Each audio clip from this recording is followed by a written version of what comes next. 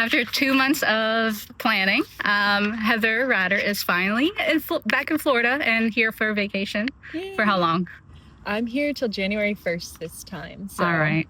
Low key though, have not booked the ticket, so that could change. What do you think? You haven't booked the ticket yet. I always book it like last minute. Just I don't know. You never know. Yeah. But yes, this is my first time doing a podcast video interview with Heather Radder. It might as well be Heather Radder because Heather Radder has been a good friend of mine since 2014, 2015, right? Yeah, it's been quite a good 10 plus years. I, Dustin McDallas, have Oceans Medical LLC, which I did create in 2021. It's been a minute. It wasn't until 2024 where I finally was like, okay, let me get a bank account for my LLC and actually start using the thing. Yeah. No, I love that. But it's been a minute. And yeah, I feel like both of us as nurses have grown into our careers. Oh, for sure. And I just wanted to say, what was your, I was going to ask, like, what was your first impression of the first time, I guess, we hung out? Or how did you find out about me, I guess? So it's actually my mom. I know, like, it's funny because I love it, but she's always like, Your mom's awesome. I know, she is. She's great. But she's always like, you gotta meet such and such from church and like this and that. So she's like, you gotta meet this girl, Dustin. She loves like the outdoors. She's a nurse and like you two would just be really good friends. And so I know I met you through my mom.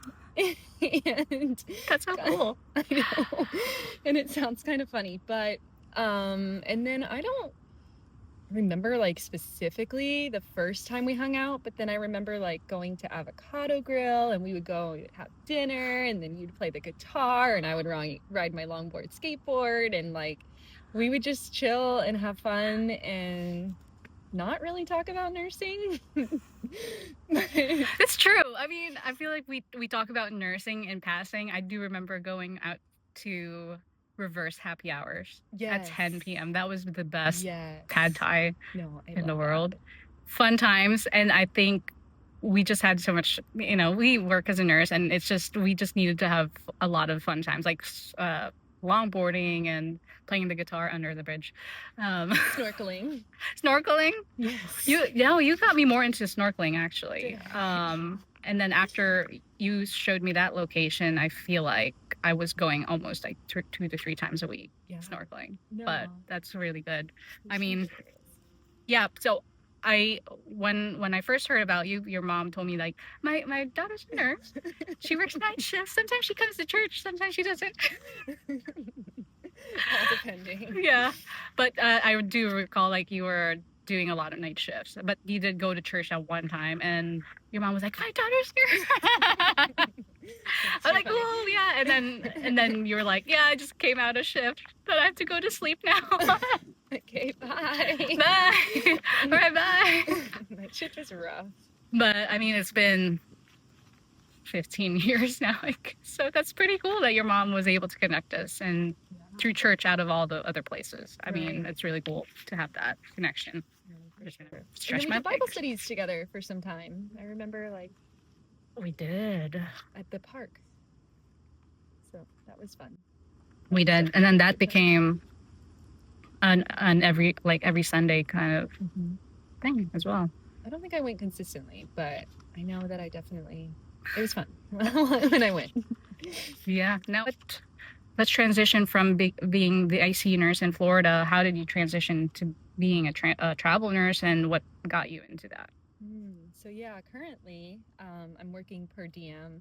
I do per diem shifts out in California and it's just been really nice to have a very healthy work-life balance because I'm only required 1 shift a week. So it really helps to be able to like plan my life around that. I'm back in school to become a psych NP like you.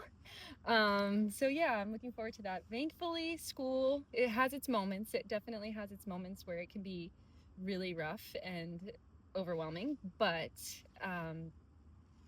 our classes are only like 7 weeks long. I don't know what your program was like, but I don't remember. That's great. Probably a good thing you don't remember. Amnesia. Right. But yeah, so our classes are only like 7 weeks long. So it's like if you have a not so great class, then it's like, okay, this is gonna be over and done with. And thankfully, I just finished advanced pharmacology, and it was like better than I imagined. It's been like all case studies and no like tests or quizzes. Like it's just been like Case studies. a bunch of case studies. So it's just That's like nice. yeah, and I feel like it's been really helpful for learning that way because you are acting as the role of the prescriber and like what medication you would prescribe, and then your teacher gives you feedback like whether that was like the right or like the best choice or not. And so yeah, it's been a lot better than some of the other classes because it's been pretty like straightforward, straight to the point, and it's actually allowed me to do other things and travel these past couple months, which has been fun. So yeah, I'm doing per diem at the hospital, and so part of that's ICU, and then I also work in psych. So I do both inpatient sometimes, ECT sometimes, and a PHP/IOP. They have like 4 different areas that I can go to. So it's perinatal, adults, adolescents, and kind of like autistic kids. So it's a really, really great opportunity that I've been able to like just step into all of those different spaces. And yeah. What is it like for you in the hospital with ECT and all that stuff? So ECT, it is a medically induced seizure to help with different psychiatric illnesses. So yeah, it's for sure like a last course. Typically, it's not something that they start right away, but when it does work, it can work wonders, and you can see somebody just go from like a really major depressive disorder to a complete like able to function and like live their life completely normal. And like once they get to the maintenance phase, that's when they can do ECT like usually every 3 to 6 months, and that's really nice because it's they're able to just like live their life. And then patients will literally say like, I felt like I needed my ECT. The coaching techniques that you're doing, what is that exactly? Like, what is Soulcare? This, with Soulcare for healthcare? Yeah. Yeah, so as far as coaching, like mostly I help others to find their values, and then we kind of hone in on that, and then we create different goals from that, and then I'm really like essentially an accountability partner, and we just meet up on a regular basis to help them achieve those goals. And then Soulcare for Healthcare is going to be a upcoming event that I'll be speaking at, and it's going to be virtual. So it's me and 3 other nurses who are going to be speaking on different topics. So mine's going to be finding hope in healthcare through God-given gifts. Right. And we'll definitely put on the link to that down in the description. It's February 21st at 1 p.m. Eastern Standard Time. Oh, 1 p.m., right? And then 4 p.m. Pacific Standard Time and 4 p.m. Eastern Standard Time. Oh, and then you get to have 2 CE hours for it. Yes. I'm going to be there, so Yay! I'm going to be watching. So Love it. Tell me a little bit about, going back to the past again, what was your schooling like before becoming a nurse? Yeah, so I just went to Palm Beach State College, and I felt like it was a really good experience, and their nursing program was definitely like more affordable than a lot of other places. And it gave me, I felt like a really good background. I thought that it was really a great school to go to and didn't like financially break me. I mean, well, shout out to Dad for paying for nursing school, so thanks, Pops. But it was way more affordable, and I had like bright futures, so it was paid for a lot of it. So really grateful for that.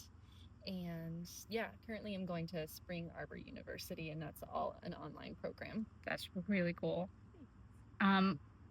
Question, what subject areas did you thrive in? I knew like from the start of nursing school that I always wanted to do ICU, and I just really wanted to like know everything about my patients and have to patients, and yeah, just to have like a better picture of them. But I actually did not care for psych in nursing school. I mean, I'm there with you. And psych was my worst subject in my bachelor's program. So I am speaking to my students right now. If you are watching this, if you don't like psych, you might become a psych provider later on, and don't hold on to your plans too tightly. Exactly. When I spoke in my university, I did share to them that I almost flunked psych. I was in the dean's list, but the bad side of the dean's list, I was one of 5 people that if I was going to fail that next test, I would have to wait another year to retake the psych. What was your first day at psych like in a clinical setting? I don't really remember specifically, but I just remember really not enjoying it and just being like, this isn't for me. Like right off the bat, I was like, nope, won't be doing psych nursing. And so when, as like a per diem nurse, when they were like, hey, we're going to be cross training people in psych, do you want to do it? And I was like, no, I don't. And even my manager was like, no, like, I think you'd be really good at it. And I'm like, no, like you have the wrong person. Like I'm not going to be good at it.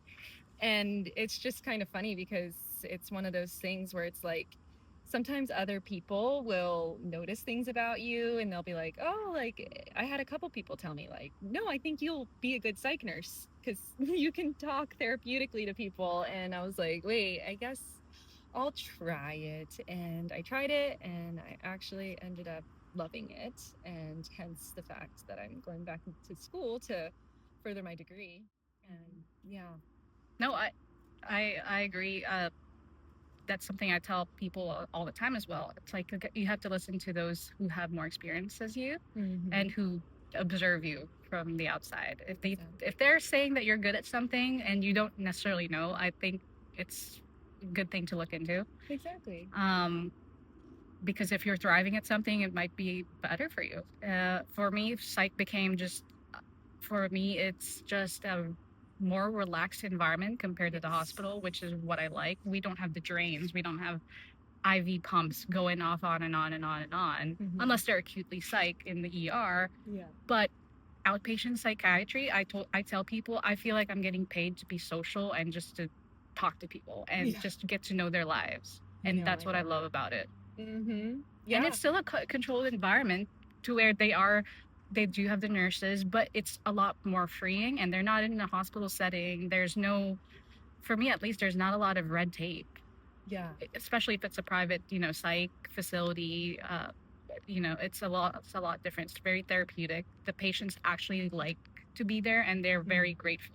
Yes. Compared to being in a hospital. And it so happens that they might have really overdone it last night and now they have to go into the ICU and it's really an emergency. That's hard. That's really hard. So yeah, I don't know what your opinion on that aspect is with the difference of just outpatient and inpatient psych. Yeah, it's funny because now that I've been working in mental health for a good like year and a half, I'm like, I love psych so much. And I think it's because of where I work though. I really do. I think that it's just been such a great experience with safe nurse-patient ratios and stuff like that has really helped me to have like a better appreciation for it. Yeah. I mean, I do really like inpatient psych where I work as well. I feel like there's a lot of different things that we're able to do with the patients there, like playing cards. I love playing cards. So I'm like, if I can play cards and get paid for it, I will do this any day. Exactly. Any day. Like, sign me up. But, and then outpatient, it's cool because we get to take them to like the botanical garden. We can take them out to eat. Nice. And that's so nice. It is really, really nice. Like we'll go for therapeutic little walks and I'm like, wow, like I'm literally getting paid to make a paper frog. We made paper frogs the other day with the kids and we'll like make paper airplanes and see who can fly it the furthest. And you can still like pick up and just see like, especially with the kids and stuff, like how are they interacting with making it, and like are they getting frustrated if they're not doing it right and stuff like that. So you're still assessing them and what they're able to do, but in a fun way that's like not so crazy. And yeah, I don't know. So inpatient versus outpatient, like I said, I definitely still like inpatient because I'm still able to, like, we'll take them out on, we have like a small outdoor area that's like, See, that's nice. yeah, we have a very nice. I feel like here, well, that's Florida. That's another day. Usually, so we'll have, I'm spoiled to get 4 patients in inpatient. And so we'll have, just get vitals, and then you can give their morning meds. And then, of course, like you do like their morning assessments, you check in with them, see how they're feeling. And it's not like med surg tele where you have like a bunch of tests to take them to and coordinate and stuff like that. It's a lot more, I mean, you do a lot of like communication with the doctors too and stuff like that, and just keeping people safe and just, yeah. I mean, if something happens, yeah, we do have somebody constantly doing rounds, and we always switch who's doing the rounds so that it's, yeah. So we usually go for rounds for like an hour, and then we'll switch it between people. Oh, okay. How many BHTs do you guys have? Behavioral health techs.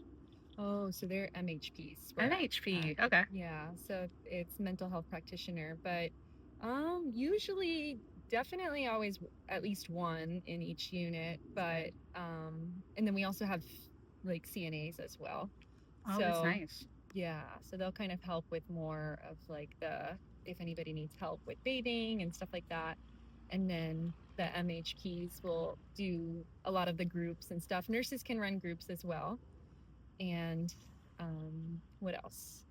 Yeah. Do you like running groups? Or do you do any groups? I don't do it often. I don't mind running groups, but I think sometimes it's hard to know exactly like what to run the group on, because you just want to make sure that it's like all correct and like you have all your sources and stuff like that to back up. Yeah. I think for my students, we do a lot of, they have to do a group every week. And when we were thinking of doing topics to do, it's literally on nicotine use, cigarette smoking, alcohol, like something that's very easy to just repeat and add on, and it's just simple. Because, and I tell my students, a lot of the clients, they're starting new medications, so their memory is not going to be as good as it would be if they were in their prime. Like, and it's okay to repeat these education materials every week, because the more that you repeat it, maybe it'll get to them. And so sometimes later on, like, the patients are actually more comfortable being around you because they see you every week, you're teaching them, and they know that, yeah, they do know that you're there for their good. Another nurse coach for some time, because coaches need coaching too, and she actually like gave me this really good thing. She's like, okay, I'm gonna have you write down your patient's name, and then you're going to make a column just for you. So 7 o'clock to 11 o'clock, you make sure that you pee, eat, and drink. 11 o'clock to 3 o'clock, make sure you pee, drink, eat. And 3 o'clock to 7 o'clock, you also make sure that you pee, drink, and eat. So I did start doing that for some time. I'm not really doing it as much right now, but I still do think about it. So even though I'm not necessarily writing it down, I do think about it. I'm like, it's okay to pee before I give my patients their meds. Like, of course. It's okay. And so that's definitely something that I've had to unlearn, was just like not taking care of my own basic needs of like, yes, we're human, like we do need to drink water and we do need to use the restroom and not hold it because we have so many tasks at hand. Like, and I think really that it makes you a better nurse to take care of your basic needs and all of your needs, really, because you can't really like pour from an empty glass, and you have to make sure that like you're in a good place yourself so that you can actually show up as like the best possible person for others. So I agree. 100% agree. Yeah. Would I trust a nurse who I know has not been sleeping 8 hours or 6 hours or pulled an all-nighter? Yeah. And for them, would I trust them to titrate my drips in an ICU setting? Yeah. No, I wouldn't. You know, like cognitively, it's just not going to work. And that's a big thing now. I mean, that's why I try to work on my sleep, because, yeah, cognition really does get dampered when we're not taking care of it, especially with sleep. That's when all the growth hormones are produced, and that's when all the body repairs are needed, especially if you have pain and all that. And yeah, we have to preach what we have to practice what we preach to our patients. I mean, if we're not doing it to ourselves, like, how do we expect the patient to follow our lead? Oh, absolutely. I know. And that was one thing that I actually loved, because I know we had talked about just like transitioning to from like ICU nursing and how getting into psych and stuff. And that was one thing that I loved, was psych was so huge on self-care. And I think it's because they really know how much mental health matters, and like that if you're not taking care of yourself, you're going to come in and you're not going to be in the best mood to like be able to care for others. So they really, really, really, where I work, they push that self-care aspect. And they check in on each other too, which is amazing. I mean, not that they don't in the ICU. They definitely do in the ICUs that I've worked in too. They're really good about checking in and like seeing if you need help. But especially in psych, they're just like, hey, like, did you take your 15-minute break this morning? And you need to go now if you didn't, because you need to eat. Whatever you're doing, just stop it and go eat. Exactly. And I'm like, thank you for that reminder. And yeah, so it's just really huge to like work in that environment that feels very supportive. Yeah, and especially when things get so busy and you're running around or you're doing your assessments back to back to back. Sometimes it depends on the type of person you are. Like, I'm the type of person to where when I get busy, I don't feel hungry. Yes. And the next thing you know, I'm chowing down a whole meal and I'm hypoglycemic. I'm like, why am I not thinking straight? Right. And one thing that I learned too, which I find interesting, this is kind of on the same topic, but especially like when your adrenaline's going all day throughout your shift, you're like cortisol, cortisol, cortisol. And then all of a sudden you get home from work and your cortisol just takes like a big dip. So then that's why you end up wanting to like stress eat to like help with those cortisol levels. Yeah. So that was something that I've just been like more mindful of, because sometimes I will get off of like a crazy busy 12-hour shift and I'll be like, why am I eating so much? And like, I'm like, okay, this isn't what you normally eat. Like, it's okay. Like, I'll let myself stress eat a little, but also in limitation as best as I can. Exactly. I mean, the brain is starving at that point as well. So, and we see that in anxiety disorders, you know, just explaining the basic, I feel, pathophysiology sometimes with patients, it helps them understand their disorder, because with panic disorders or anxiety disorders, I tell my patients, your body's literally in a fight or flight mode all the time.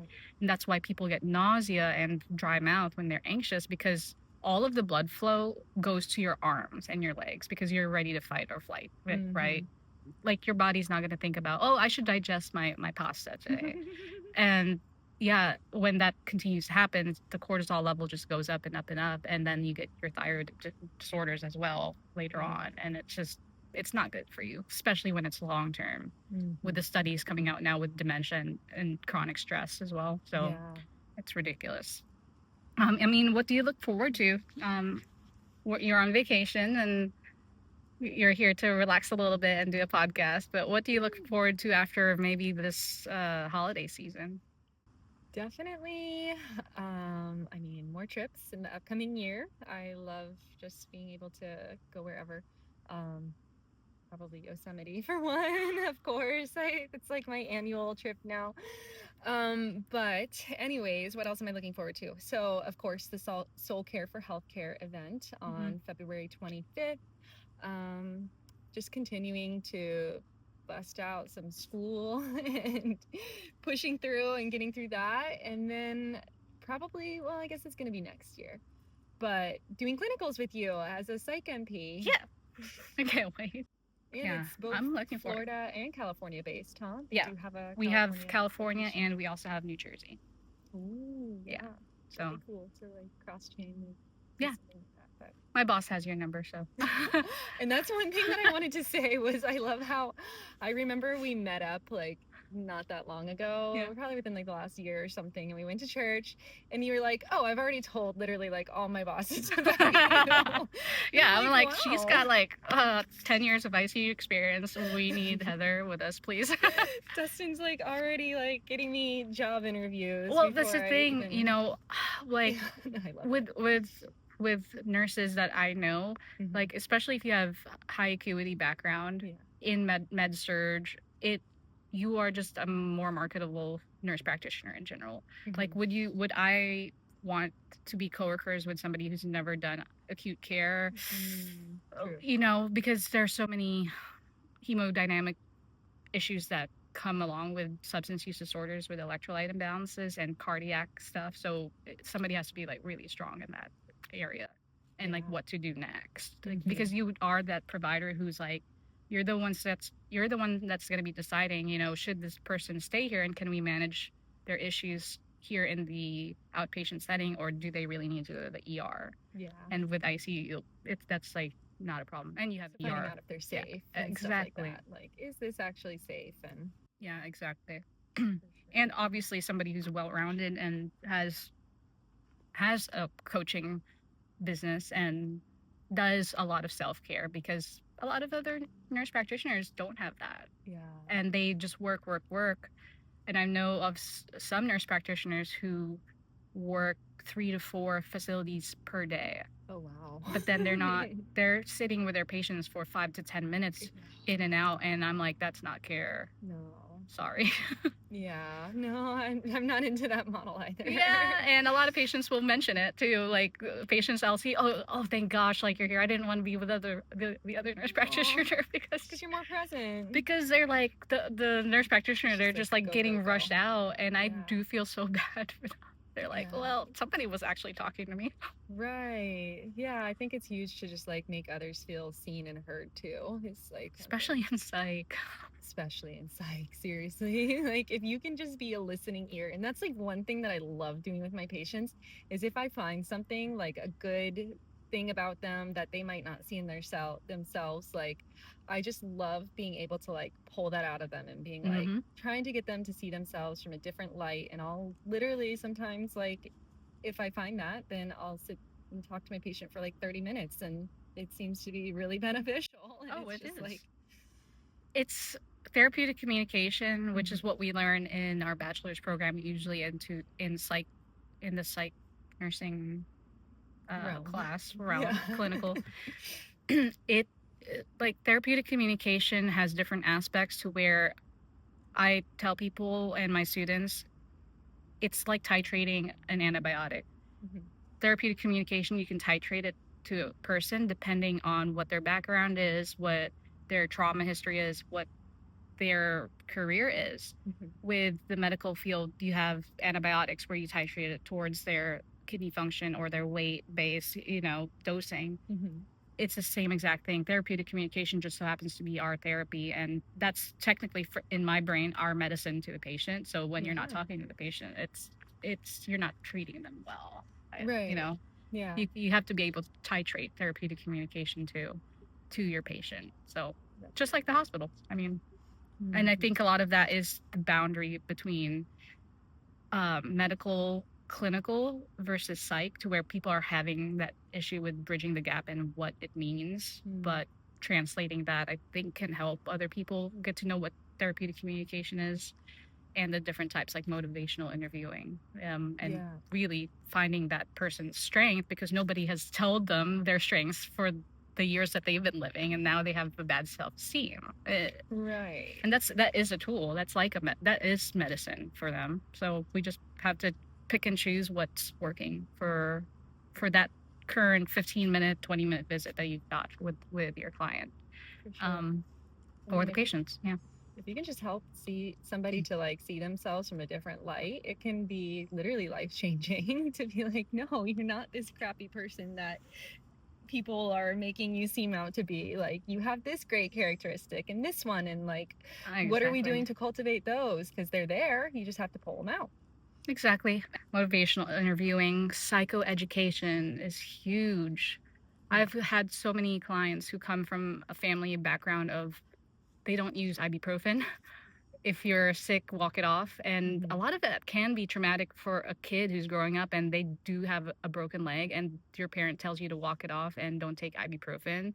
And because they're in that mindset growing up until they're in their 30s, like now they're in psych and they have substance use disorders, and they're like, oh, I don't want to take anything for sleep. I don't take medicines. And psychoeducation, it's huge in psych as well, and letting them know that it's okay to take a melatonin 10 milligrams at night. Right. It's natural and it has to match the sunset. And unfortunately, some clients need to learn how to weed out their background and how they were raised.